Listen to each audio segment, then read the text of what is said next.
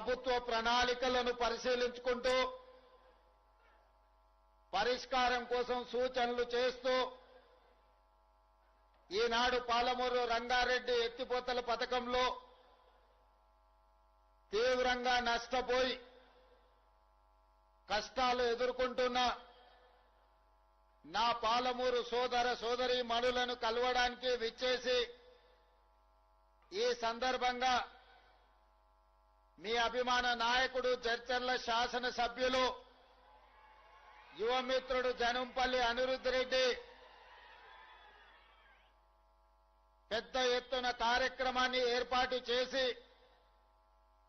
వేలాది మంది రైతులను ఈ సభకు రప్పించి నాతో పాటు ఈ వేదిక మీద ముఖ్య అతిథులుగా సాగునీటి పారుదల శాఖ మంత్రివర్యులు పెద్దలు ఉత్తమ్ కుమార్ రెడ్డి గారిని, అదేవిధంగా సహచర మంత్రివర్గ సభ్యులు జూపల్లి కృష్ణారావు గారిని, మరో సహచర మంత్రివర్గ సభ్యులు వాకిటి శ్రీహరి గారిని, planning commission vice chairman Jillella Chinnareddy గారిని, శాసన మండలి సభ్యులను, జిల్లా మొత్తం శాసన సభ్యులను, వివిధ కార్పొరేషన్ల చైర్మన్లను, పార్టీ ముఖ్యమైన నాయకులను, వేలాది మంది మా పాలమూరు ఆడబిడ్డలను ఆహ్వానించి ఇంత పెద్ద ఎత్తున సభను ఏర్పాటు చేసినందుకు మీ అభిమాన నాయకుడిని అనిరుద్ధ్ రెడ్డిని మనస్ఫూర్తిగా నేను అభినందిస్తున్నా. మిత్రులారా, మీ అందరికి గుర్తుండే ఉండొచ్చు, 2009న కరీంనగర్ జిల్లాలో ఓడిపోతా అని అక్కడ ఇచ్చిన ప్రజలకు మాట నిలబెట్టుకోలేదని మళ్లీ వాళ్ళ చేతికి దొరికితే చీల్చి చింత గడతారని అక్కడి నుంచి ఇక్కడికి ఒక నాయకుడు వచ్చిండు. తెలంగాణ ఉద్యమం పేరు చెప్పిండు. పాలమూరు జిల్లా వలసల గురించి, మన ఆత్మహత్యలు చేసుకుంటున్న రైతుల గురించి, కాలిపోతున్న మోటార్ల గురించి, పేలిపోతున్న ట్రాన్స్ఫార్మర్ల గురించి ప్రస్తావించి పార్లమెంటు సభ్యుడిగా గెలిపిస్తే పార్లమెంటులో తెలంగాణ రాష్ట్రాన్ని సాధించడానికి ప్రయత్నం చేస్తా, నన్ను ఆశీర్వదించండి అని మన దగ్గరకు వచ్చిండు. వలసల కష్టాలు మనకు తెలుసు, ఆత్మహత్యల కష్టాలు నష్టాలు మనకు తెలుసు. మనం వలసలు పోయే వాళ్ళమైనా కరీంనగర్ జిల్లా నుంచి వలస వచ్చిన కేసీఆర్ ను పాలమూరులో ఊరు లేకపోయినా, పార్లమెంటులో నోరెత్తకపోయినా గుండెల్లో పెట్టి చూసుకొని భుజాల మీద మోసి పాలమూరు పార్లమెంటు నుంచి పార్లమెంటు సభ్యుడిగా ఆనాడు మనందరం కష్టపడి గెలిపించినాం. గెలిచిన చంద్రశేఖరరావు గారు 5 సంవత్సరాలు పార్లమెంటు సభ్యుడిగా ఉన్నా 5 సార్లు కూడా మన జిల్లాకు మనల్ని కలవడానికి రాలేదు. అయినా మనం ఏమనుకోలే, పార్లమెంటులో తెలంగాణ రాష్ట్రం గురించి మాట్లాడతాడు కదా, రాష్ట్రం వస్తే తప్పకుండా గుర్తు పెట్టుకొని మన జిల్లాని బాగు చేస్తాడు కదా అని ఏ రోజు కూడా మనం బాధపడలే. దేవుడు కరుణించిండు, సోనియమ్మ ఆశీర్వదించింది, మన్మోహన్ సింగ్ గారు చట్టం చేసిండ్రు. జూన్ 2, 2014 నాడు 60 సంవత్సరాలు మనం కలలుగన్న తెలంగాణ రాష్ట్రం మనము చూస్తామో చూడమో అని ఆత్మహత్యలు చేసుకొని ఆత్మ బలిదానాలు చేసుకుంటున్న సందర్భంలో ఇక ఏ తెలంగాణ బిడ్డ మరణం చూడొద్దు, ఏ తెలంగాణ ఆడబిడ్డ కడుపు కోతతో కన్న కొడుకును కళ్ళ ముందే తెల్లవారుజామున ఇంటి ముందల కల్లాపు చల్లుతుంటే అంబులెన్స్ లో చచ్చి శవమై ఆనాడు యువకులు ఊరికి వస్తుంటే ఆ తల్లుల దుఃఖాన్ని ఆపాలని ఒక తల్లిగా సోనియమ్మ ఆంధ్రప్రదేశ్ లో పార్టీ చచ్చిపోయినా కేంద్రంలో అధికారం కోల్పోయినా, తెలంగాణ రాష్ట్రంలో పార్టీ ఒడిదుడుకులను ఎదుర్కొన్నా, రాజకీయ స్వార్థాన్ని వదిలేసి 4 కోట్ల తెలంగాణ ప్రజల యొక్క ఆకాంక్షను తీరుస్తూ తెలంగాణ రాష్ట్రాన్ని ఇచ్చింది. తెలంగాణ రాష్ట్రం అని చరిత్ర పటం మీద సువర్ణ అక్షరాలతో తెలంగాణ రాష్ట్రం అని రాసి ధనిక రాష్ట్రంగా తెలంగాణ రాష్ట్రాన్ని మనకు అప్పజెప్పింది.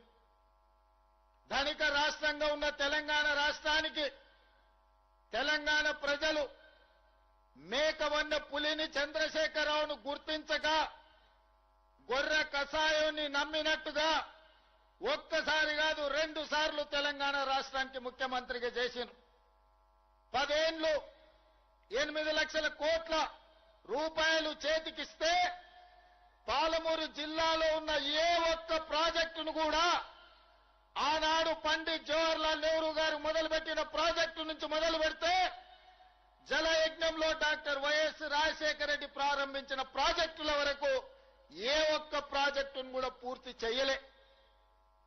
మన కష్టాలు తీరవలే, మన కన్నీళ్లు దూడవలే, మన సాగునీరు రాలే, మన తాగునీరు మనకు దక్కలే. మిత్రులారా, ఇవాళ నేను అడుగుతున్నా, ఇవాళ కొంతమంది మాట్లాడుతుండ్రు దొంగలకు సత్తులు మోసేటోళ్ళు, తిన్నింటి వాసాలు లెక్క పెట్టేటోళ్ళు, అన్నం పెట్టినోనికే సున్నం పెట్టేటోడు నిన్న మన మహబూబ్నగర్ జిల్లాలో మాట్లాడుతుండు పాదయాత్రలు చేస్తామని. మీరు పాదయాత్రలు కాదు, పొర్లుడు దండాలు చేసినా పాలమూరులో కాదు, పాలమూరు నుంచి కాశీ వరకు పొర్లుడు దండాలు చేసుకుంటూ పోయినా మీరు చేసిన పాపాలు తీరవు. మీరు చేసిన అన్యాయాన్ని ఈ జిల్లా ప్రజలు మరవరు.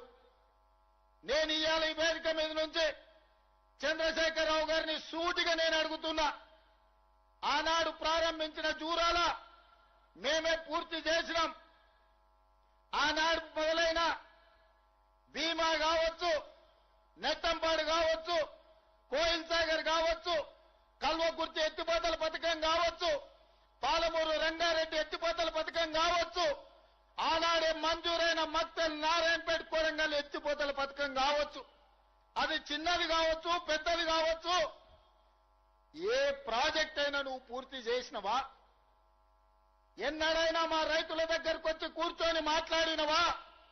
మీ కష్టమేంది, మీ కన్నీళ్ళేంది, మీ సాగునీళ్ళేంది, మీ సమస్య ఏంది పరిష్కరించడానికి నేను ఉన్నా అని ఎన్నడైనా మా రైతాంగానికి, మా పాలమూరు బిడ్డలకు భరోసా ఇచ్చినవా అని నేను అడుగుతున్నా. మిత్రులారా, ఇయ్యాల ఆయన తర్వాత ఆయన కొడుకు, ఆ తర్వాత ఆయన మనవడు రాజ్యాలు ఏలాలంట, మన దళితులు చెప్పులు కుట్టుకోవాలంట, మన ముదిరాజులు చేపలు పట్టుకోవాలంట, మన యాదవ సోదరులు గొర్రెలు కాసుకోవాలంట, బర్రెల్ని చూసుకోవాలంట. ఇవాళ మనమేమో గొర్రెలు బర్రెలు చేపలు చెప్పులు కుట్టుకుంటే ఆయన కొడుకు ఆయన మనవడు రాజ్యాలు వెళ్తాడంట. ఒక పాలమూరు జిల్లా మారుమూల ప్రాంతం నుంచి, నల్లమల అడవుల నుంచి ఒక రైతు బిడ్డ 20 సంవత్సరాల క్రితం సరిగ్గా జూలై 4 తారీఖు నాడు ఇదే మిడ్జిల్ మండలానికి జడ్చల్లో వస్తున్నా అంటే నా గుండె వేగంగా కొట్టుకుంటది. 20 సంవత్సరాల క్రితం ఇక్కడనే నా మీద ఓడిపోయిన నా మిత్రుడు రబ్బానీ ఉన్నాడు.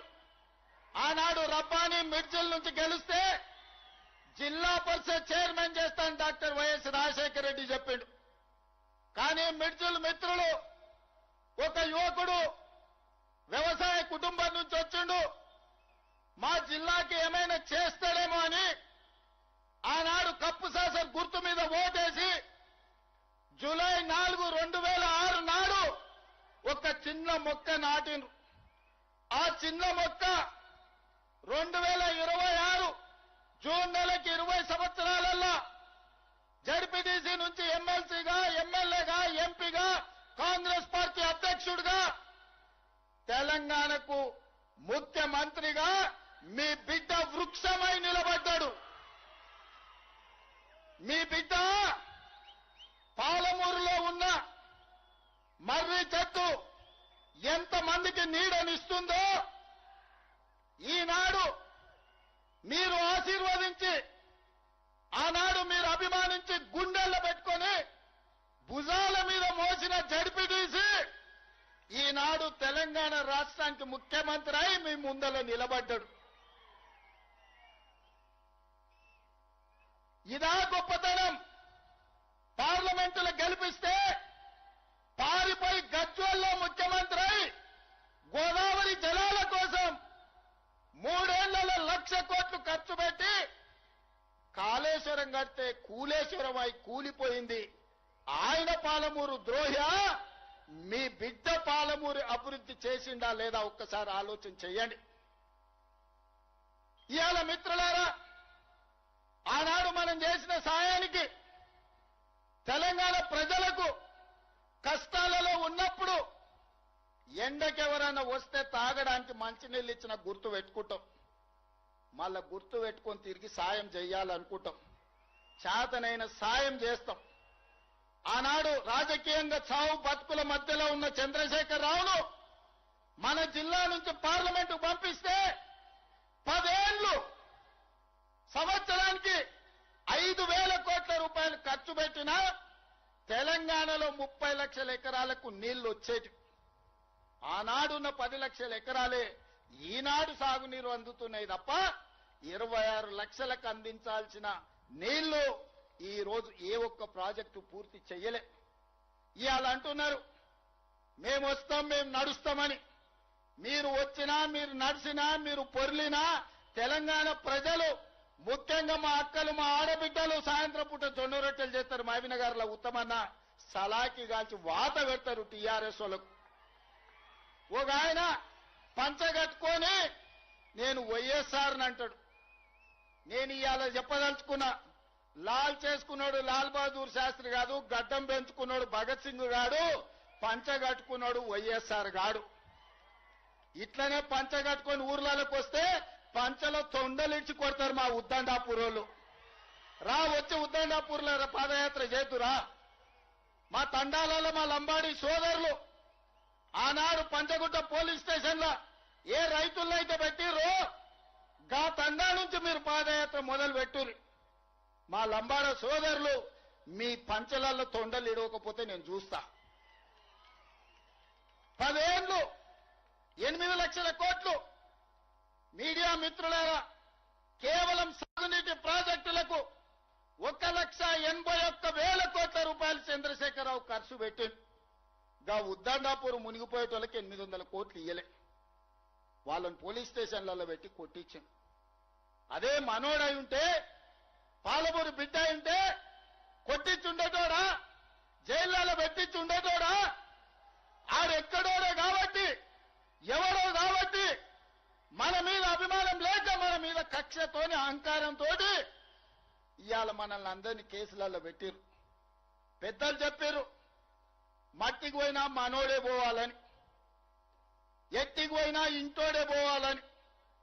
ఇవాళ మీరందరూ ఆశీర్వదించి, మీరందరూ నమ్మకంతో, విశ్వాసంతో ఆనాడు ఏ విధంగా అయితే మిడ్చల్ మండలం నన్ను జడ్పీటీసీగా గెలిపిస్తే, ఏ విధంగా అయితే నేను ఎదుగుతూ వచ్చినో, ప్రతి సందర్భంలో ప్రజలకు చేసుకుంటూ వచ్చినా, ఇవాళ నేను ముఖ్యమంత్రి అయినా కాబట్టే 22,000 కోట్లు రాష్ట్రం మొత్తం సాగునీటికి ఖర్చు పెడితే ఒక్క మన జిల్లాకే 8,000 కోట్ల రూపాయలు నేను ఇచ్చిన.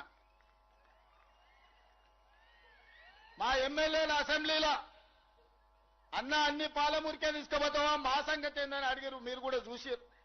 నేను చెప్పిన అయ్యా మాది 60 ఏండ్ల గోస, మాది వలసల బతుకులు. ఇవాళ నేనున్నా, ఇక నేనున్నప్పుడు కూడా మా వాళ్ళకి ఏం చేయకపోతే, ఓ బుక్కెడు పువ్వ ఎక్కువ పెట్టకపోతే వడ్డించడానికి నేను ఉండి కూడా దండగా, ఇక మీరేమని అనుకున్నాయా మా జిల్లాకు కొంచెం ఎక్కువ పెడతా అని చెప్పిన. పెద్ద మనసు వేసుకొని ఉత్తమ్ కుమార్ రెడ్డి గారు, బట్టి విక్రమార్క గారు సహకరించి ఇవాళ మన జిల్లా నుంచి ఏ కాగితం పోయినా ఇవాళ మనకు పనులు అవుతున్నాయి, నిధులు విడుదల అవుతున్నాయి. ఇంతకుముందే ఎండమైండు అనిరుద్ధ్ చెప్పినట్టు జైలు కట్టాలని వాళ్ళు అనుకుంటే మా పిల్లలు చదువుకొని ఇంజనీర్లు కావాలి, లాయర్లు కావాలి, డాక్టర్లు కావాలి, ఐఏఎస్లు కావాలి, ఐపీఎస్లు కావాలి, ప్రజాప్రతినిధులై దేశాన్ని ఏలాలని IIITతో పాటు యంగ్ ఇండియా ఇంటిగ్రేటెడ్ రెసిడెన్షియల్ స్కూళ్లు, ఇంజనీరింగ్ కాలేజీలు, మెడికల్ కాలేజీలు ఇవాళ మన జిల్లాకు మంజూరు తెచ్చుకున్నాం. ఒకప్పుడు బడికి పోవాలన్న కొడంగలోళ్ళు మహబూబ్నగర్ రావాలి, తాండూరు పోవాలి, పరిగి పోవాలి. ఇవాళ హైదరాబాద్లో ఉన్నోడన్నా ఎంబీబీఎస్ చదవాలన్నా, ఇంజనీరింగ్ చదవాలన్నా, పాలిటెక్నిక్ చదవాలన్నా, డిగ్రీ చదవాలన్నా, సైనిక్ స్కూల్ కు పోవాలన్నా, నర్సింగ్ కాలేజీ చదవాలన్నా ఇవాళ కొడంగల్కి వచ్చేటట్టు ఒక పెద్ద ఎడ్యుకేషనల్ క్యాంపసే ఈ రోజు కట్టుకుంటున్నాం 250 ఎకరాలలో. ఇవాళ ప్రతి నియోజకవర్గానికి young India integrated residential school ఇచ్చినాం. నేను ఈ వేదిక మీద నుంచి మా అక్కలకు చెప్పదలుచుకున్నా, ఇండ్లు గాని, పెన్షన్లు గాని, భూములు గాని మన బతుకులు మార్చవు. మన పిల్లల చదువులే మన బతుకులను మారుస్తాయి. మన పిల్లలు చదువుకుంటే మనం బాగుపడతాం. మన పిల్లలు డాక్టర్లు అయితే మనం పడ్డ కష్టం మర్చిపోతాం. మన బిడ్డ ఇంజనీర్ అయితే మన జీవితంలో వెలుగులు నింపుతాడు. మన బిడ్డ ఒక ఐఏఎస్, ఒక ఐపీఎస్ అయి, ఓ కలెక్టర్, ఓ ఎస్పీ అయి వస్తే మన గౌరవం పెరుగుద్ది. మన పిల్లల్ని మనం చదివించుకోవాలి. ఓ పూట తిన్నా తినకపోయినా ఇంటి ఆయన నగదు ఉంటే సాయంత్రం పోయి బెల్ట్ షాప్ లో ఇచ్చొచ్చినా ఆయనను ఒంగబెట్టి 2 గుద్దులు గుద్దైనా ఆయన జేబులు ఉన్నది గుంజుకొని పిల్లలను చదివించుకోవాలి. చదువుకుంటేనే మన బతుకు బాగుపడుతుంది, మన జిల్లా వలసలు ఆగుతాయి.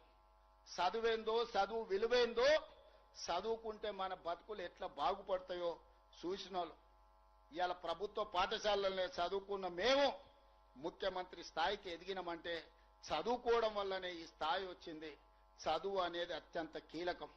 అందుకే ఈ జిల్లా వలసలు ఆపాలన్నా, మన పిల్లలు చదువుకోవాలన్నా, మన రైతులు బాగుపడాలన్నా, మన ఆడబిడ్డలు తలెత్తుకొని గౌరవంగా బతకాలన్నా పాలమూరు జిల్లా సస్యశ్యామలం కావాలి.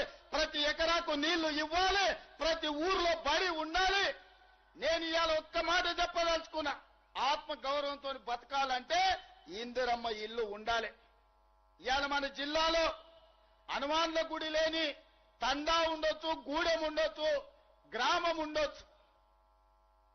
హనుమాన్ల గుడి లేని తండానన్న ఉండొచ్చు, గూడెమన్న ఉండొచ్చు, ఊరన్న ఉండొచ్చు. కానీ ఇందిరమ్మ ఇల్లు లేని ఊరు లేదు. నేను గుండె మీద చేసుకొని నేను చెప్తున్నా. ఈడ వేలాది మంది వచ్చారు.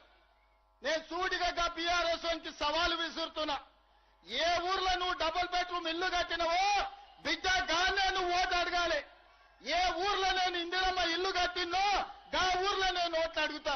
నీకు డిపాజిట్ వస్తే నా పేరే మార్చుకుంటా.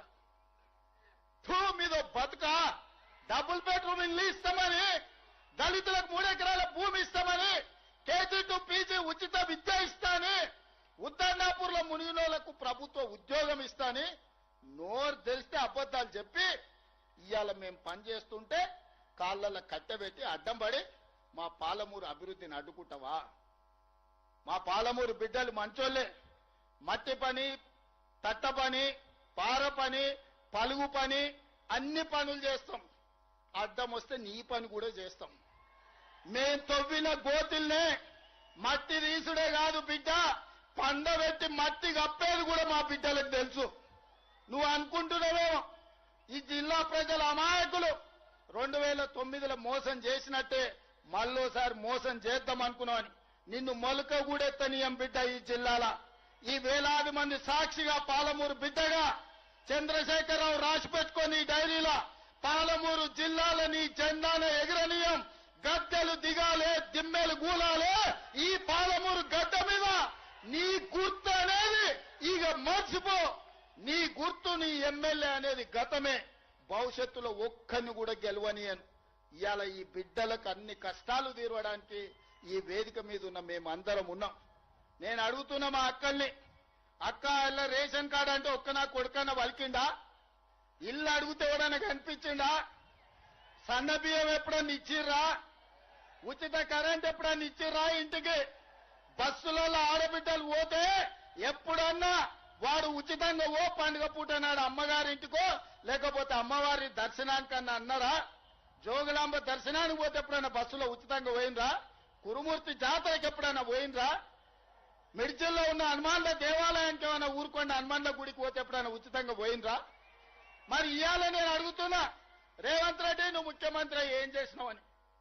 బిడ్డ రాసుకో, 15 లక్షల రేషన్ కార్డులు ఇచ్చిన పేదోళ్లకు, 4.5 లక్షల ఇందిరమ్మ ఇల్లు ఇచ్చిన, 50 లక్షల కుటుంబాలకు 200 యూనిట్లు ఉచితంగా విద్యుత్ ఇచ్చిన, 45 లక్షల కుటుంబాలకు 500 రూపాయలకు సిలిండర్ ఇచ్చిన, 10,000 కోట్ల రూపాయలు మా ఆడబిడ్డలు బస్సుల మహాలక్ష్మి పథకం కింద ఉచిత ప్రయాణం చేస్తే 10,000 కోట్ల రూపాయలు మా అక్కలకు మా చెల్లెళ్ల కోసం ఆర్టీసీకి నేను కట్టిన, 1000 మెగావాట్ల సోలార్ విద్యుత్తు మా ఆడబిడ్డలకు ఇచ్చిన, మా సంఘాలకు పెట్రోల్ బంకులు ఇచ్చిన, మా సంఘాలకు 1000 బస్సులు కొనుక్కునే శక్తిని ఇచ్చిన, బస్సులలో ఉచితం కాదు బస్సు యజమానులను మా ఆడబిడ్డల్ని చేసిన, 67,616 లెక్క కట్టి, నీకు ఒకవేళ లెక్క మీద అనుమానం ఉంటే తారీఖు చెప్పు.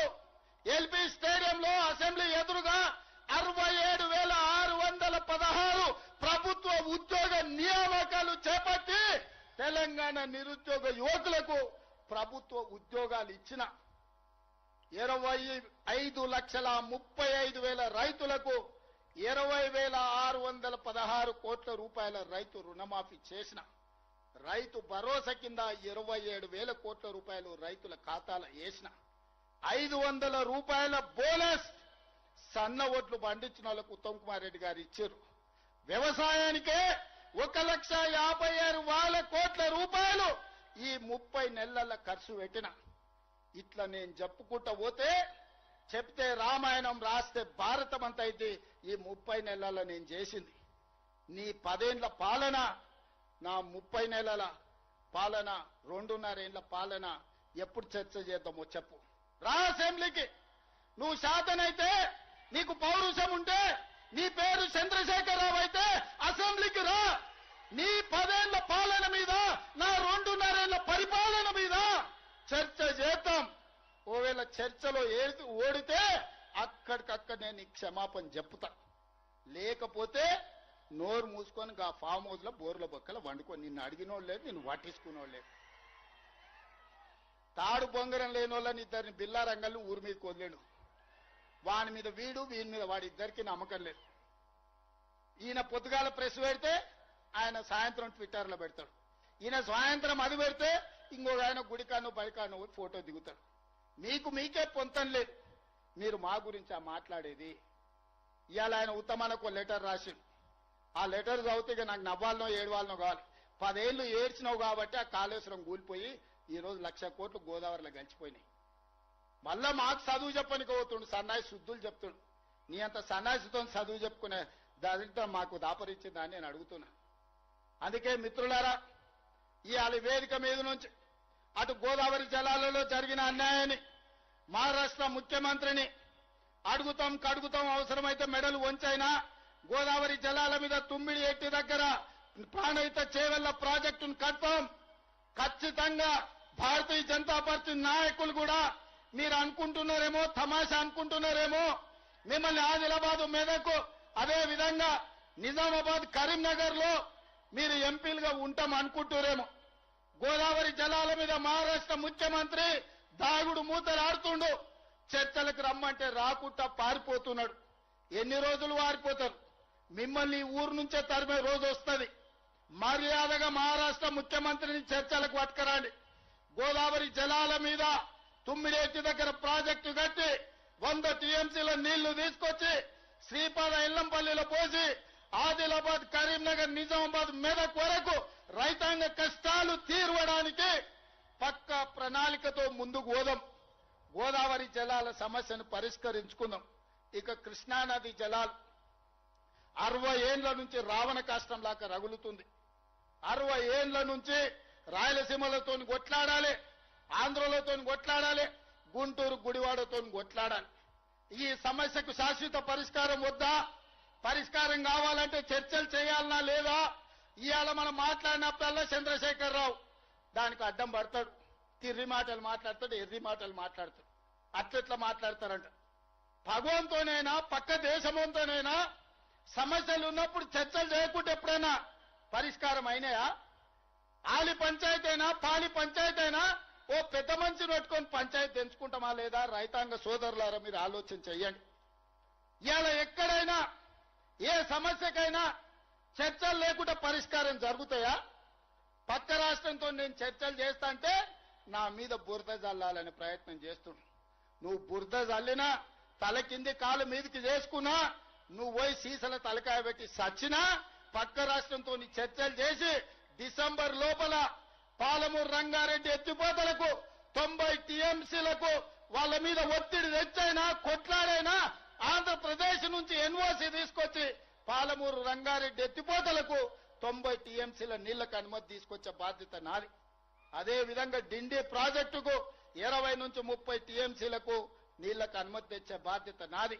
ఇవన్నీ చేసుకుంటూ ఉద్దండాపూర్ వరకు కావలసిన నీళ్లు ప్రాజెక్టులు సంవత్సరం తిరిగే లోపల పూర్తి చేయడమే కాకుండా రాబోయే 2.5 ఏళ్లలో జూరాల దగ్గర కొత్త రిజర్వాయర్ కట్టుకోవడం గాని, కర్ణాటక మక్తల్ సరిహద్దుల్లో బ్రిడ్జ్ కమ్ బ్యారేజీలు కట్టుకోవడం గాని, కల్వకుర్తి గాని, భీమా గాని, నెట్టంపాడు గాని, కోయిల్సాగర్ గాని, నారాయణపేట మక్తల్ కోడంగల్ ఎత్తిపోతల పథకం గాని వీటన్నిటి మీద గ్రీన్ ఛానల్లో నిధులు ఇచ్చి ప్రాజెక్టులు కట్టుకునే బాధ్యత మనది.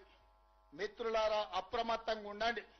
దొంగలు వస్తారు, గోడసాట్ను వస్తారు, గూడు పుటాని చేయడానికి వస్తారు. పాలమూరు జిల్లా బిడ్డలు అప్రమత్తంగా ఉండాలి. మన దగ్గర ఉన్న బిడ్డలు కూడా మనోళ్ళు కూడా సోయలేక దొంగలకు సద్దులు మోసేటోళ్ళు కొందరు ఉంటారు. ప్రతి ఊర్లో ఓడు ఉంటాడు. గట్లనే వనపర్తిలో గాయన, మహబూబ్నగర్ లో గాయన ఆడోగడు ఈడోగడు మోపాడు. పాలమూరులో మంచి జరుగుతుంటే చెయ్యకపోయినా సహకరించకపోయినా నోరు మూసుకొని ఉంటే మంచిది. చివరగా ఒక్క మాట చెప్పదలుచుకున్నా. 94 నుంచి 2004 వరకు 10 సంవత్సరాలు తెలుగుదేశం పార్టీ అధికారంలో ఉన్నది. 2 సార్లు ముఖ్యమంత్రి టీడీపీ లైన్. 2004 నుంచి 2014 వరకు కాంగ్రెస్ పార్టీ అధికారంలో ఉన్నది. 10 సంవత్సరాలు 2 సార్లు కాంగ్రెస్ పార్టీ ముఖ్యమంత్రి అయిన. 2014 నుంచి 2024 వరకు బీఆర్ఎస్ ఉన్నది. 2 సార్లు చంద్రశేఖరరావు ముఖ్యమంత్రి అయిన.